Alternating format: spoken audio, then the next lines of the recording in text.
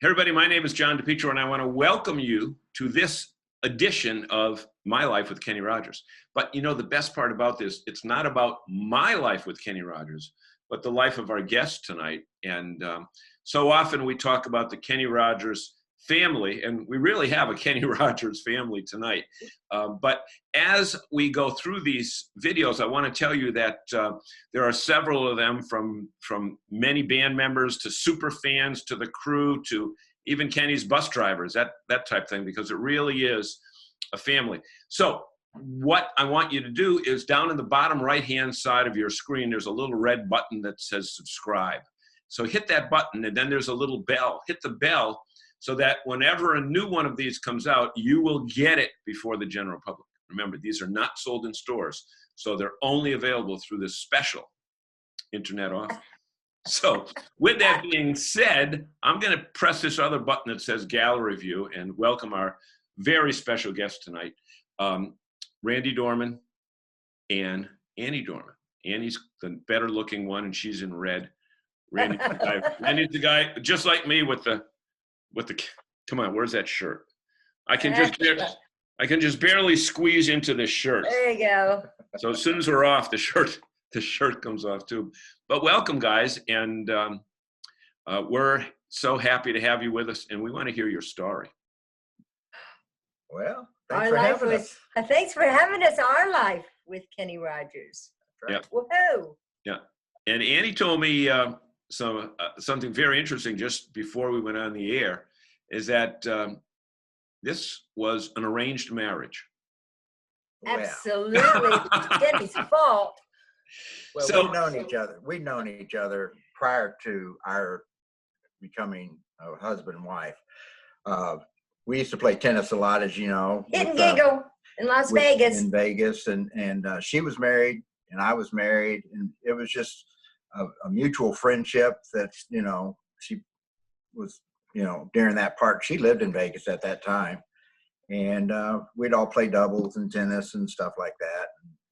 Mhm. So we Hit and became giggle. friends, and then over the course of many years, you know, she'd come out to a show now and then when we were close to Virginia Beach. And then after I got my divorce, Kenny called her up and said, "Hey, how far are you from Richmond?" She said, "About an hour and a half." And he says, "Why don't you come out? You know my guitarist, Randy." And she said, "Oh yeah, absolutely." He says, "You know, come out." And just, you know, he's going through this bad divorce, or the divorce. Any divorce is bad. But anyway, so she said, "Sure, I'll come, front row seats." And sure enough, she was there, and we saw each other. "Hey," you know, and she says, "If you need to, you know, chill out and come to the beach." And then when I got there to the beach, she wanted me to move her fish tank. So, And then he put some of my poetry to music.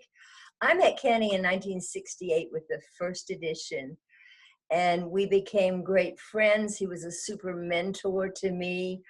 And sometimes he'd call and he'd say, "Just dropped in to see what condition your condition was in." And most of the time I was going through some kind of drama.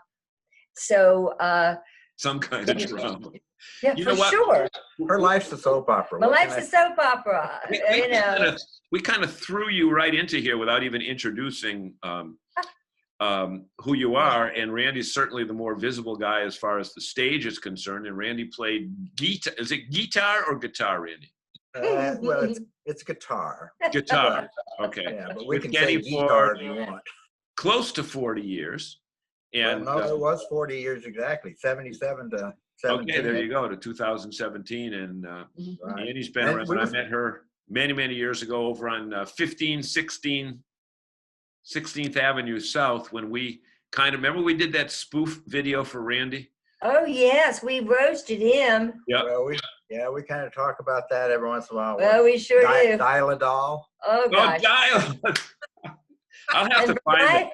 yeah, variety is the spice of life. I'll have And to find that. it started then. I mean, it really did. Yeah. you were calling me. It was like I was Elvis or something. No, Right, I think that's what it was. Debbie Cross and all them in the background going, "Oh yeah, there he was, there he was." That's right. We got to get Debbie. Somebody's got Debbie's number somewhere. We got to get Debbie on here. But the beauty of this interview is I don't really have to say a thing. I could go backstage and get some chocolate cake left over from the pre-show meal, Randy, while you and Annie just talk about Well, good times. Didn't you come to Cohasset one time and eat all our lobster? No, it wasn't me. It wasn't you. Okay. Lobster, but I may have brought other people that have done that.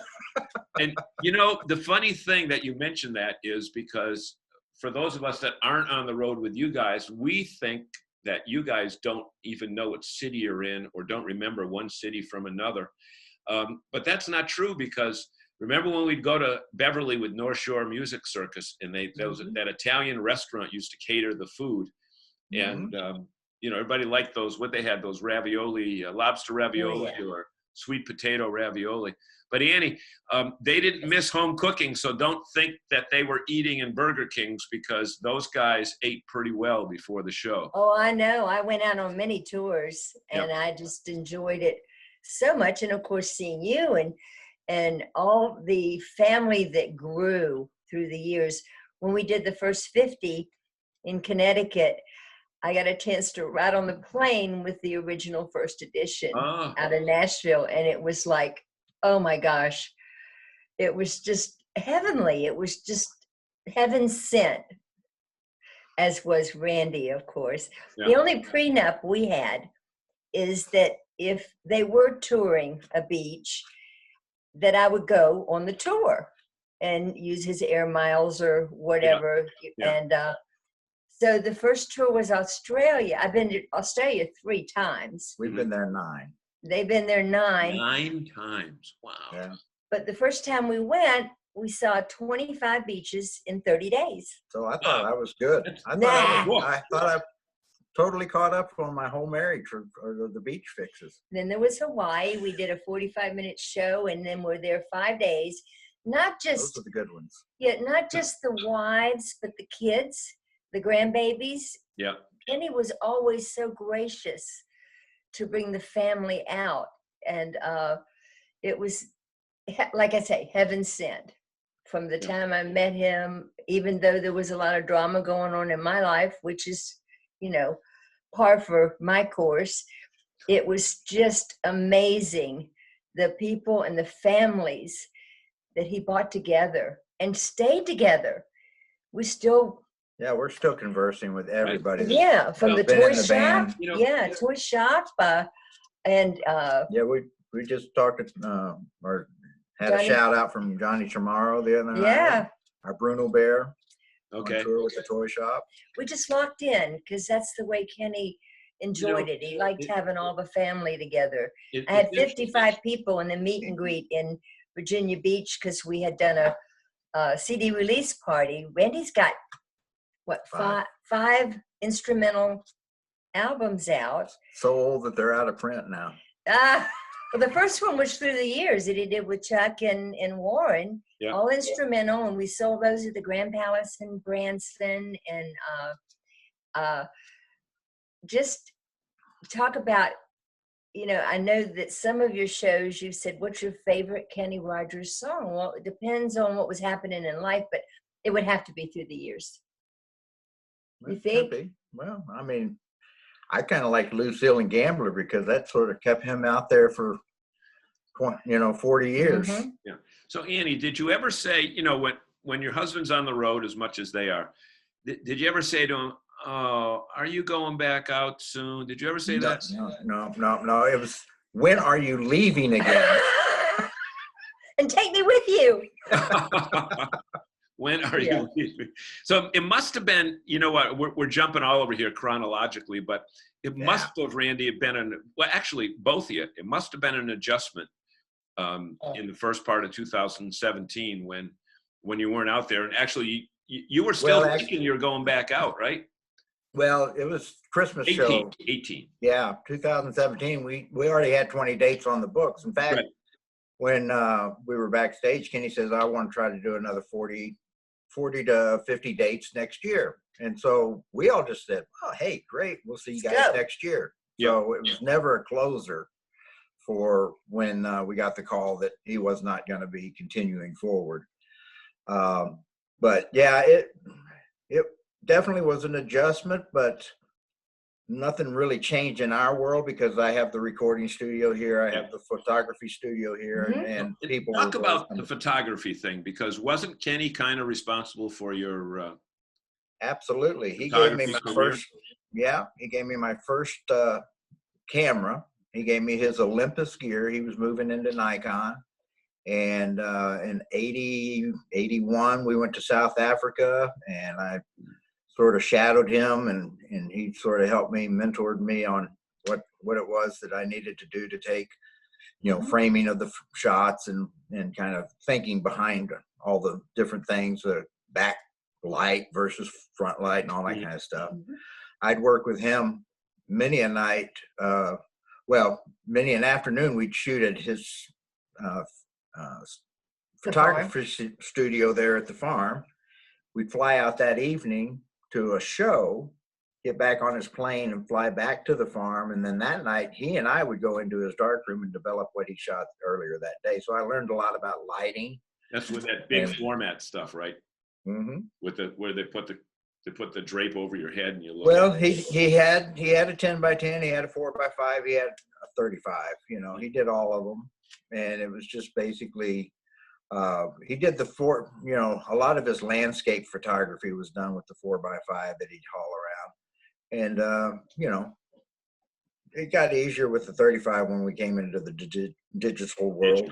Right. And he was always so gracious. He let Randy, his Hasselblad. I'm going to move over so you can see some of the pictures. Oh, yeah. Light them up back there, our wall of fame.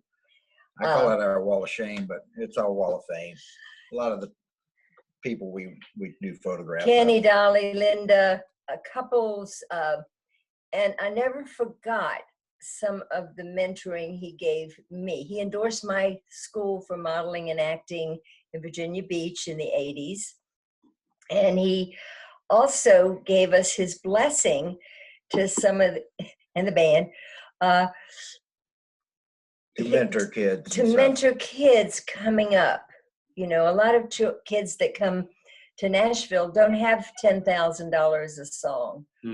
And then, we bring them in, we mentor them. I'll do the hair and makeup for their photo shoots or coaching them. And I have on my website, andorman.com. When you have knowledge. That commercial message in there. It's very nice. That's right. Very nice. Don't forget RandyDorman.com. RandyDorman.com. RandyDormanPhotography.com. That's right. But some of the things, he said, like, when you have knowledge and wisdom, let others light their candles by it. And if you do something you love, you'll never work a day in your life.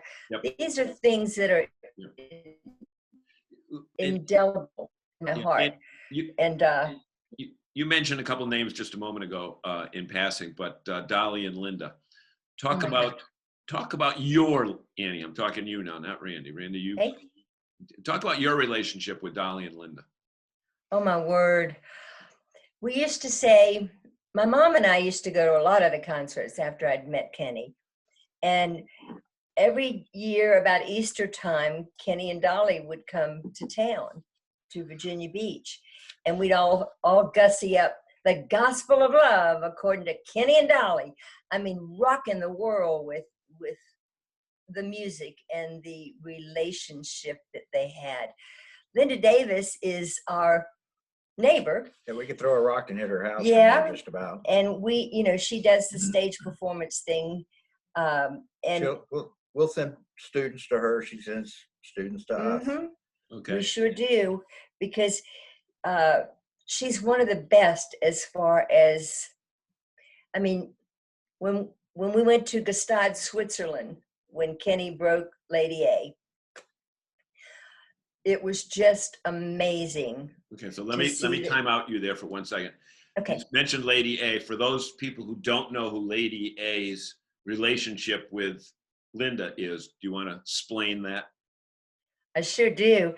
I'll go back to the farewell tour, because Linda really held her own, and she'd come out and do a few duets with Kenny. And then Kenny would introduce her as Lady A's mama. And his mama never looked like that. I mean, Linda is a That's star. right. My mama never looked right. That was a great. The grandmother. It was the Right. grandmother that he talked about. My grandmother never looked like that. Yeah, Hillary Scott's Linda's daughter. Yeah. Yes. Well, it's not Scott anymore because she got married, but Yeah. And now she has, you know, she has a couple of kids. 3 daughters. Right. Twins. And that right? was The last are twins. We got a chance to give a shout out last week to Justin and Jordan. They turned 16 Oh, 16. on July the 6th. They're taller than their mom now. And they sound like grown men. The deep Yeah. voice. And Hey, how you they're doing? taller than Wanda now. And she said it's really funny. They'll go into a store and they'll want candy bars, and she'll be saying, no, no, no, no. And they're like grown men, and it was just delightful. Cashier's going, why is she talking to that grown kid or grown man that way? Right. That's her son. Yeah. Absolutely. So let me both ask you this question, because there was no last show. Okay, that this is the last show. That never happened. Okay. Right. So there was no closure there. And then when Kenny passed, it was during the COVID time. So there was no recognition except for a couple days on TV.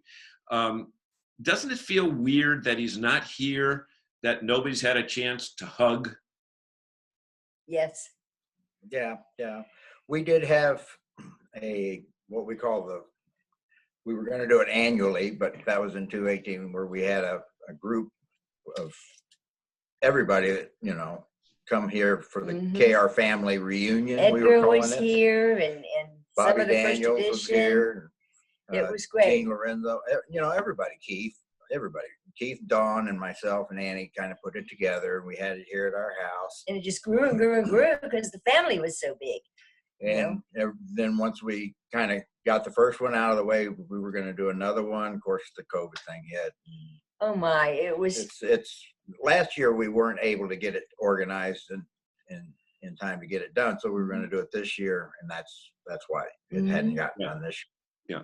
I've known Kenny through 3 wives and 5 children, and I can honestly say, Through the Wanda, wives. 3 wives and 5 children. Wanda's my favorite because, the saying, in sickness and in health, we kind of walk through that together as friends and sisters. In poverty and in wealth, there was a time that they weren't spinning Kenny's records until Buy Me Rose came up. 2001. Yeah. And we talked about it. She never lost that spirit of, togetherness. They got married on my mom and dad's anniversary, so I always would remember their anniversary and how wonderful that was. We took the band bus up with all the wives and saw the extended family there at the farm, and it's just, I don't know. I got my Kleenexes in my purse. I mean, right here in my pocket. There's nothing wrong with that, because a lot of people feel that way, that, it just doesn't, we were driving in the RV the other day, and we had an old CD on, and I said, you know what? It still seems like we're going to a show. Yes. And I use my laminates to get in the back door and eat the free food and, play jokes on people. I mean, that was the fun part, because these guys were just regular guys. There was no star baloney to it. And, from the crew to Kenny, everybody was walking kind of on the same plane.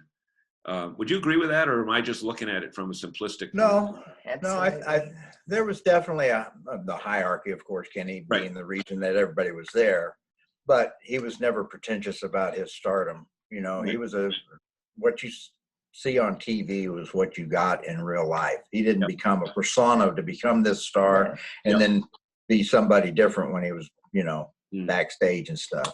So Randy, Go ahead. Tell us, Randy, how you started, because a lot of people love to hear, when we do these interviews, everybody comments about, geez, I didn't know that. Like when we did that interview with Ken Craig, and a lot of the band members said, I didn't know that. took place. Mm-hmm. But Randy, tell me your story with how you came about. I was gigging in a show band for the Headliners with Larry Perigo, and Edgar had gotten with Kenny's group about 6-8 months prior to me getting on to the group, and he would, when they get off tour, he would come by that particular club that I was working at and heard me play. Was that? What city or state was that? It was in Goodlettsville, Tennessee. It was just north. Yeah, just still Metro, here in the Nashville. Metro Nashville. Yeah. Okay. Mm-hmm. Yeah, it was out in Rivergate Mall area. It was a showroom. It was called the Showroom, and we were just doing our thing, Were you doing the three sets a night thing?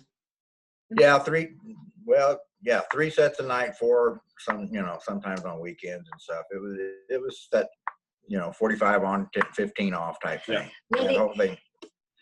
So anyway, Edgar would come out, and then he told the guys about me, and Kenny was producing the band Bloodline. Well, it was actually Turning Point at that time. Yeah. And then the Turning Point, there were some other stars, kids that created a deal called Turning Point, and we had to change our name. Yeah. So we were changing it to Bloodline. I said Blood Clot or Breadline, or But anyway, Edgar told the guys. They came out and heard me, asked me to come do a session that Kenny was producing on them. So when Kenny got with the guys, he said, "Look, if you guys help me get where I want to go, I'll help you guys get where you want to go." Amen. And so we got him where he wanted to go, but we stayed behind him the whole time, which was great. I mean, it's a rarefied air to have a gig for 40 years with one artist. Exactly. It's super rare. I mean, there's a couple, John Denver had long-term people. Yeah, Neil Diamond. Neil Diamond had long-term people. I mean, there's few out there. Oak Ridge Boys. Those guys have been out with the Oaks for ever and ever. Let him know how you got to Nashville, though, with Roy Clark. That's kind of interesting. How he got to Nashville from Texas. Okay. Okay. You gonna interview me though? No, that's exactly what I was going to ask. Okay. Yeah. Well, they're good. I took the words She out of your mouth. read your mind, John. My dad That was Gordon Lightfoot. Yeah. My dad was director of flight school and ground school for Mitsubishi Aircraft in San Angelo, Texas, where I'm from. And Roy Clark had bought one of the MU-2s. And the MU-2 is a plane, a twin-engine turbine plane. He had his own pilot, but he loved to fly. He wanted to learn to fly himself. I was gigging out in Florida, and my parents called and said, "Guess who's coming to dinner?" And I said, "Who?" And they said, "Roy Clark." And I said, "I'll be there." And so I packed up all my gear, drove 16 hours to get to San Angelo in order to be there while he was there for that week and a half, 2 weeks, whatever the schooling was. And he came out to dinner one night and was really gracious. Of course, my mom says, "Get your guitar out and play for Roy Clark." It's that typical thing. And I'm going, "Oh, thanks, Mom." But anyway, he was super gracious, liked the way I played, invited us as a family to come watch him record Hee Haw as his guests. Yeah. And then took me around and introduced me to all the heads, Harold Bradley, all the, studio heads, and was really talking me up. And at that time, I was not ready and too green to do studio work. So as a result, I didn't even know what the number system was at that time. And I came from a jazz background, which was more chord symbols and notes on the page. And these guys were looking at 1s, 4s, and 5s. And I was going, it looked like license plates to me, until I learned what that system was. But those guys were the top of their game, and it was outside of my purview at that point in time to do that. But anyway, So I did this recording session to get back to how I got with Kenny. I did the recording session for them, and Kenny pulled me aside and said, "I really like the way you play. I would love to have you come out, but it'll have to be after the first year." This was back in August of '77. So said, great meeting you. And I didn't think another thing about it. He said, it's just too expensive to have you come out now, and hotels and flights and all that kind of stuff. And about 2 weeks later, Bobby Daniels, who you've interviewed, called and said, Kenny wants you out here now. And we went back and forth because they were offering me less than I was making in my weekly gig with the guys, you know. So we finally came to an agreement, and I flew out to Vegas to the Golden Nugget where they were working. And I got there in time for the first show, and I went down and watched the first show, went backstage to say, hey guys, you know, I'm here, looking forward to, you know, getting with, and Kenny said, go grab your gear, you're on stage next show. And I said, he said, just play the songs you know and lay out the songs you don't. And that's, I mean, I talked about being thrown into the fire. Right in. So that's how I started. Good. He did good. And obviously you passed the test, Randy. Well, yeah, I'd passed the test, and Rick Harper had gotten out there just a couple of weeks before I was, and Chuck? No, Chuck. No, Chuck wasn't there. Another year. Yeah. Oh, he wasn't there. Okay. He came in '79. I was. And I found that out because I interviewed Chuck, and he told me how he had met Randy and Edgar down in New York City, and that they went back to the hotel. Chuck and I Chuck jammed. And Randy, and they jammed all night. And not knowing Kenny was in the next room trying to sleep. Right. Yeah, we had a little amp there that we were playing through, so it was not quiet. It was, you know, kind of open air type thing, and it was exactly that. And then when because Gene Golden had been doing left-hand bass on his keys. Yeah. And when they wanted to add the bass player, you know, Kenny said, yeah, I know who Chuck is. I heard him all night. I heard him all night. So that was sort of his non-audition audition. Yeah. And it's funny because it seems like everybody in the band kind of got thrown into it that way. It wasn't a real, you know, play 6 songs and then come back. Like Brian I think they just threw Brian on stage, right? Well, we auditioned 3 different guys for Brian, you know, when Rick Harper left, and Brian was out there. He was part of the audition thing, and everyone would come out and we'd do a rehearsal with them, and then they do the show that night, you know, as part of the deal. Okay. And this particular night, it was an orchestra date and everything. But yeah, Brian definitely brought that country flavor that we were missing. Rick was more of an R&B guy. I was more of a jazz guy, and Brian has definitely got that country, you know, he's got that stuff down, which, you know, elevated the group once again. You know, not to take anything away from Rick, he was absolutely tremendous, but when he decided to leave, we wanted to try to up the game again. Yeah. And that's how it happened. Yeah. So the brothers. And you know, the interesting thing is, if COVID didn't hit, the Kenny music would be all over the country again. And talk about that, Randy, about the revival. Yes, this is what we wanted to do. Chuck and Don Gatlin. Don Gatlin is the cousins of the Gatlin brothers. He's not, you know. Yep. He has his own thing with Savannah Jack, and they do a lot of gigs on their own. And they talk. Don Gatlin is probably one of the best historians of Kenny Rogers that I've ever met. He knows the albums. He knows the year they were cut. He knows who played on the album. Randy, and we should get him on. Send me his. You call him after. Yep, I'll do it. Absolutely. He'd love Christmas to do it. tours, a Christmas. Just right on that. Okay, Jill. So anyway, Hard. I know. It's hard. This is part of the husband-wife team thing that we got going here. Take me with you.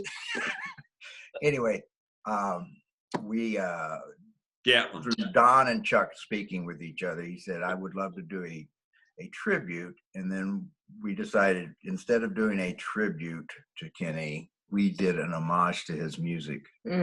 So we wanted to homage. Keep his, hey, what? Yeah. When are you coming up with those fancy words? A homage. What?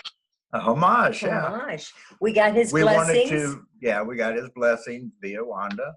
And in his normal sense of humor, he said, Don will probably sing them better than I did. You know, Don does a wonderful, wonderful job. He's a great entertainer. Yeah. And so it's the original Kenny band of 40 years, 40 plus years with, varying degrees of years in there. And Don is the singer that sings these songs, but we're not trying to imitate Kenny. We're trying to illuminate those songs that Kenny made famous that people still love, you know? Yeah. And we got a show done up in the Wisconsin Dells. We did a show, and I was really concerned. I asked the people, was this good or was it melancholy for you? And she said, well, a couple of them said, when it first started, it was real melancholy, but then when we started singing the songs and getting into the show, it became elation, which is exactly what we wanted to accomplish. We wanted to, KennyRogersBand.com. So if they want to see any of the video, we did Fitting announcement was brought to you by Andy Dorman. What was yours again? AndDorman.com? Yeah. And RandyDorman.com. Yeah, and Randy Dorman Photography.com. KennyRogersBand.com. So anyway, so the show's got COVID out. Well, so far they're just postponing. They're moving the dates, and we will be out there. And if anybody sees, it's called Through the Years with Kenny Rogers Band featuring Don Gatlin. So if they see that come up on any kind of a marquee or blurb, come see us. When did you do the Wisconsin show? Was it last fall? It was September of last year. Okay. 19. So when you got on stage with those guys that you had shared a lot of time with, and you hadn't been on stage with them for 2 months? About 9 months. Okay. What was it like? What was it like when you got into what would have been the first song? Show Me a Bar. So we did. We have an opener that we do, an instrumental version of Through the Years, where we show some video of all of us through the years, and then we go into Love or Something Like It. Made me cry. Yeah. Show Me a Bar. So Annie, were you there watching them rehearse? Oh yeah, we had the first rehearsal here at the house. Oh really? And I made chicken soup for the soul and homemade bread for. We have great catering at Scenic Ridge. Scenic Ridge Records. .com. .com. No, that's just on Facebook. It really was amazing. I couldn't get through the rehearsals without crying, without tearing up, because it wasn't Kenny singing, but it was Kenny's songs. But it was keeping the music alive. I mean, and that's the most important thing. That's what we were trying to do. And that's the music alive. That's what we told Wanda. We will do everything we can to keep the music alive. If Kenny or Wanda saw the videos of the. Say that again. Do you know if they saw the video of the show that you did? There was that's just on the website. And we actually did an homage to Kenny through the years, one of the Zoom things. Oh yeah. Oh right.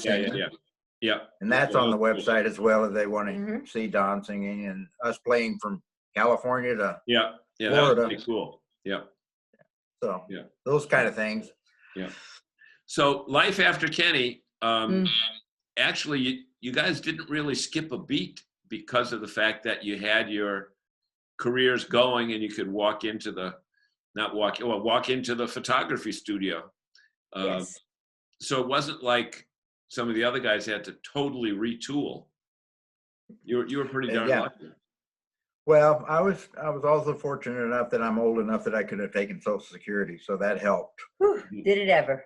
Get me over the hump, and then we're just supplementing our Social Securities with that type of income to do the extra little things. Passing it on, keeping the music alive and inspiring others. We're working with three people on a really regular basis.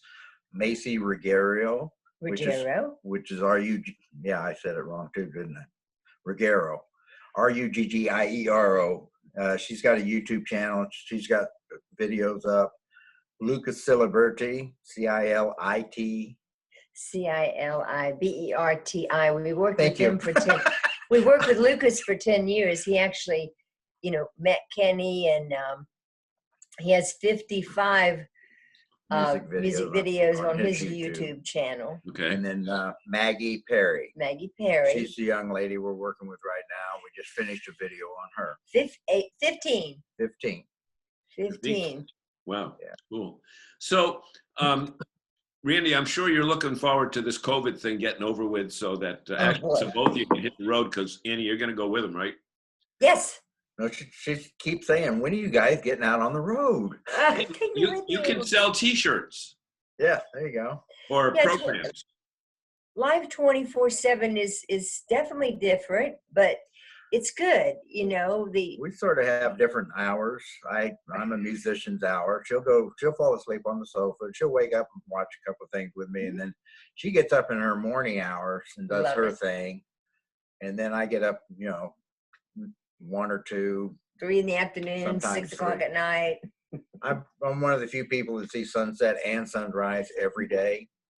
I don't know how you did. Because what are you doing online? You said my normal time. I haven't gone to bed yet. I said, what are you up so early for? And you said, I ain't been to bed. Right, exactly right. Up. What happened in 2009, Kenny came and asked if, via Gene Roy, if I would do the meet and greet photos, which you helped a lot with on occasions. Because the cell phones were driving him crazy. Yeah. People would hand them, take my picture, and the screen would go black, and they'd have to leave Kenny to go turn their phone back on, all that. So anyway, he asked me to start doing the meet and greet photos. And what I would do is I'd take all those photos, then we'd run straight to the stage and do the show. And then after the show, I would go through and organize all the photos and, clean up any of the crap in the background. Yeah. On the bus. On the bus until we got to the next city, and then I would upload them once we got to the next city, and then I'd go to bed. Yeah. And that was my normal schedule anyway. So while you were eating arena pizza. Well, that was mainly for Kenny and the crew. We had our own kind of thing in the bus, our bus. Occasionally we'd get a pizza, but not often. Chuck was a pizza every night guy. No. Anyways, okay. kind of, sort of, and with the. I mean that wasn't part of our out. Yeah. That was designated to the crew, and of course Kenny got a pizza every night. And Kenny and Gene Roy would pay Randy, and with that money, I went to Paris and the European tour, and another trip to Australia. So I loved that he was. So I didn't make any money then. He didn't make any money then either. So let me throw some names out to both you guys, and just respond, okay? And I'm just thinking, they're not written down. I'm just thinking them off the top. We did Dolly, we did Linda, Reba.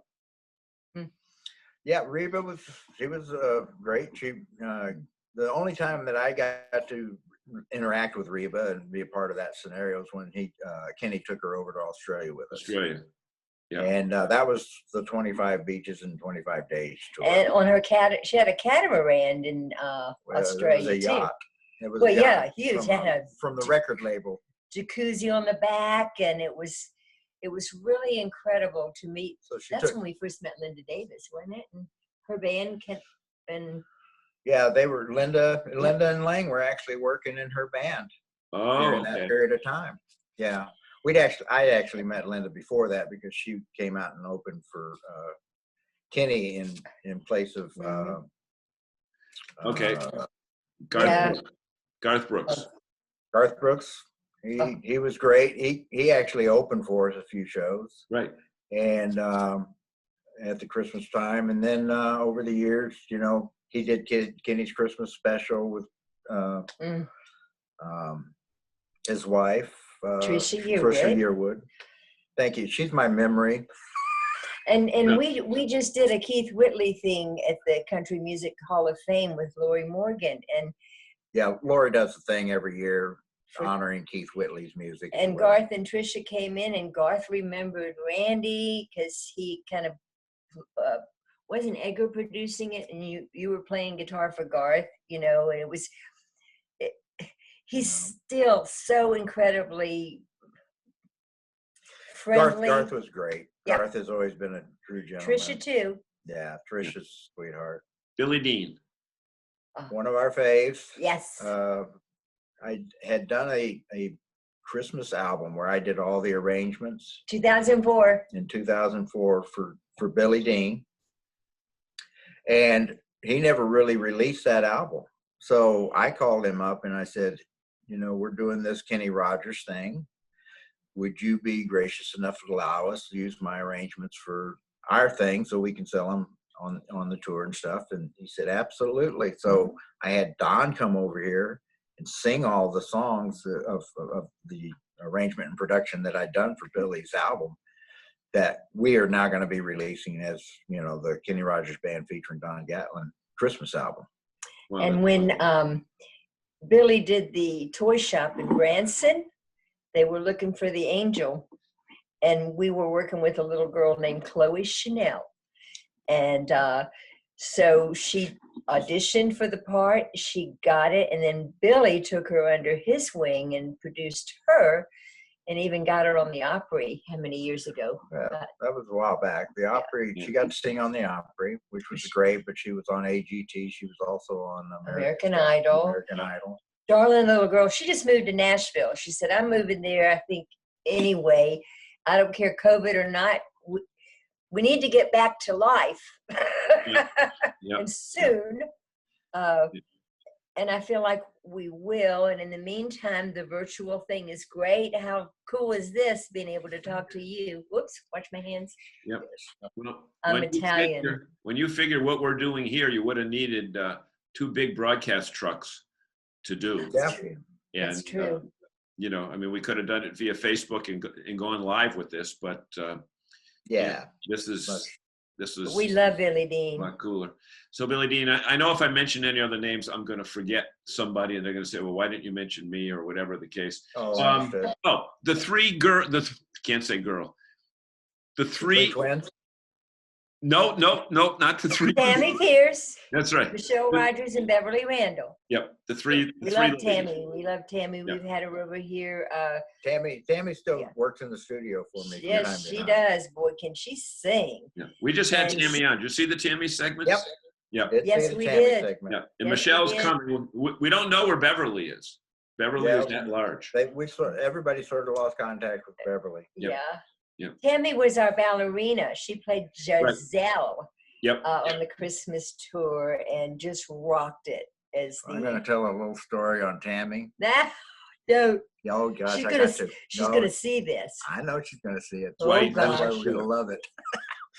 She forgot they had a long dress ballerina outfit, right? For Giselle, which is part of the show where Kenny's talking about the story of Giselle and getting struck by lightning, blah, blah, blah. So he'd walk up to the stairs and flip the switch on and say, hey, this is Giselle. And the kids would, oh, yeah, well,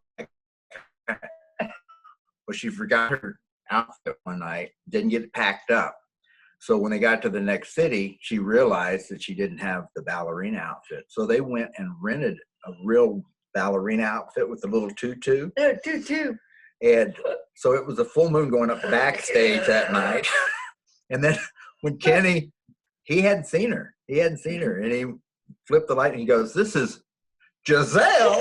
That was so hysterical. She's standing up there in this little tutu.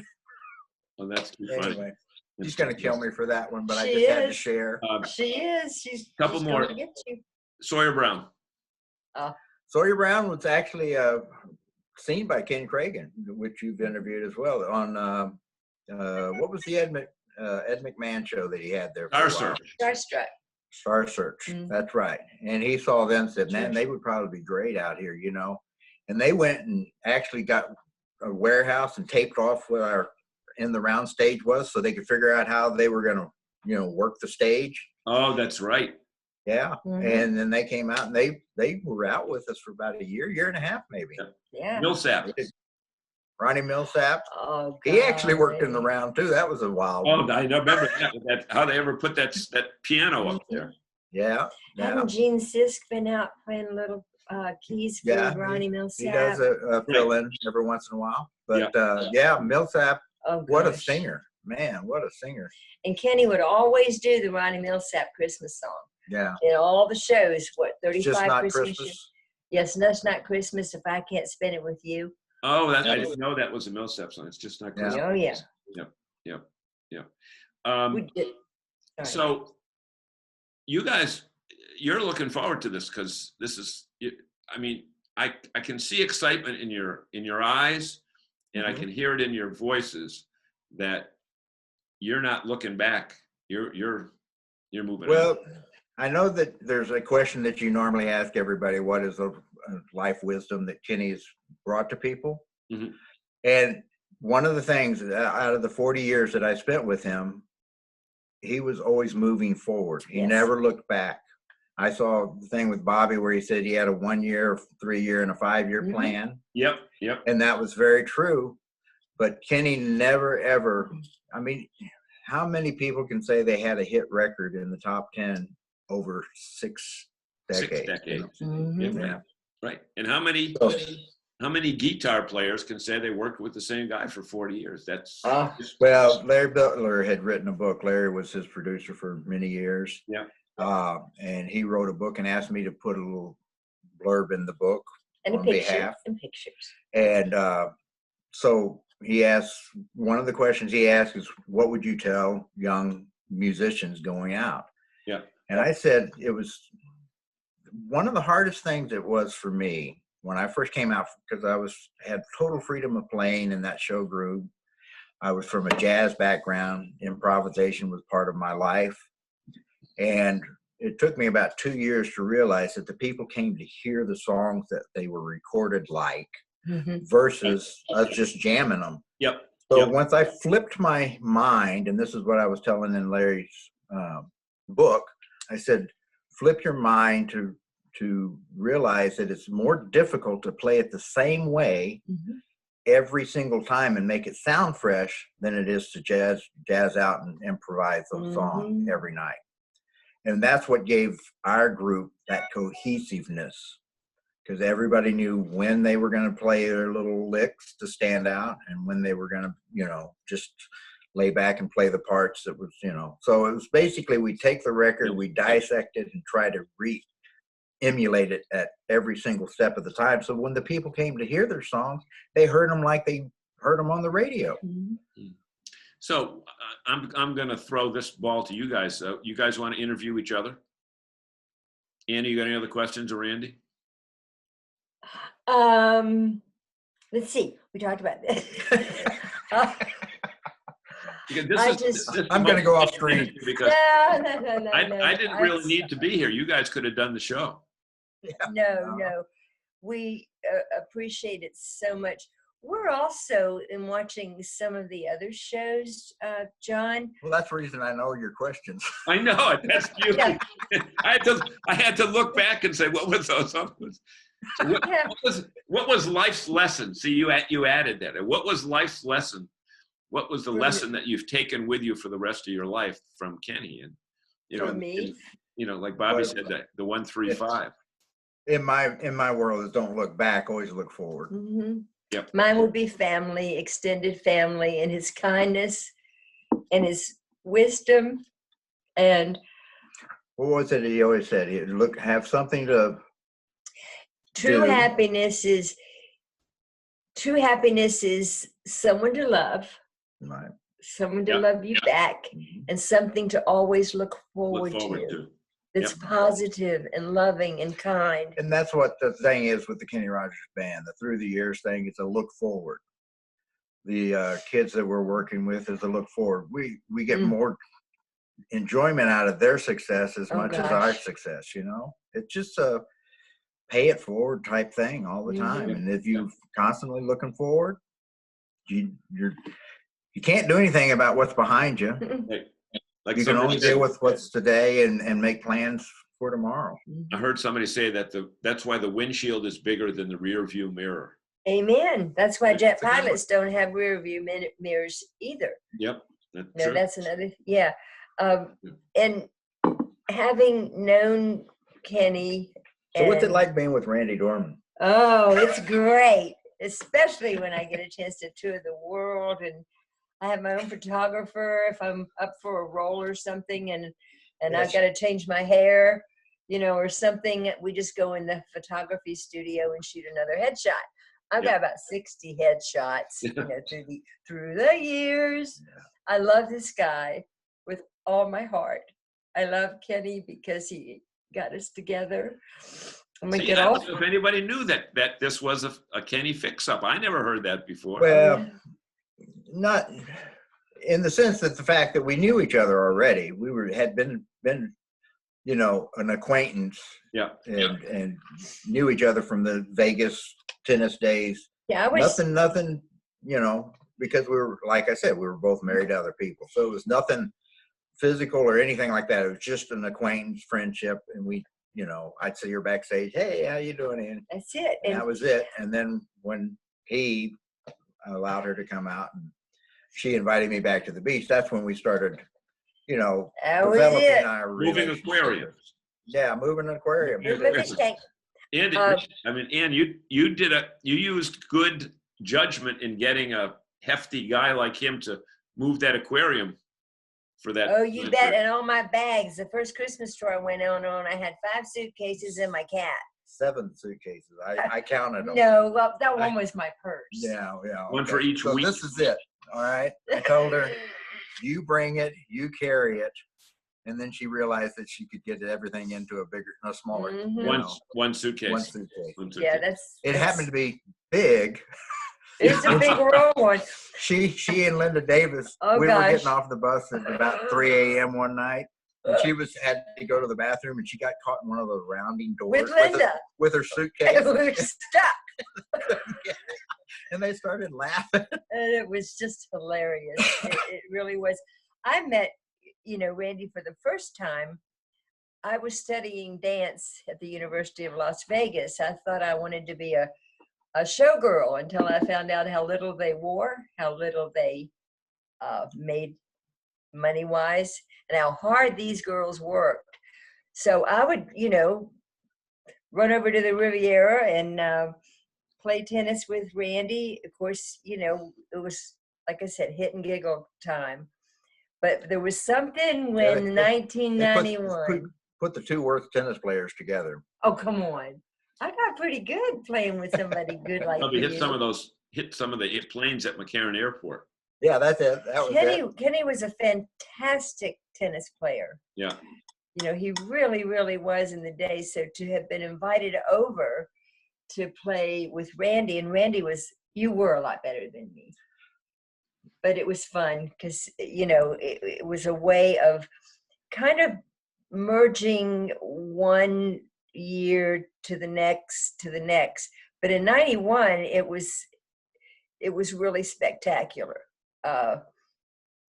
Because it was that was the year we got married. That's the year we got married, and I met his children. It's on our anniversary's on New Year's Eve. New Year's Eve. I never forget it, and everybody celebrates with us every year. Yeah. Fireworks and all. Yeah. You know, it's great. Yeah.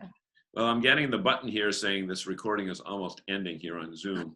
For some reason, they let us go a lot longer than normal. Usually, you get that button after 40 minutes, but we're getting it now. I should say, we appreciate it. To our audience, we were talking this segment with Randy and Ann Dorman. Randy, guitar player extraordinaire. Annie, publicity lady. Everything good.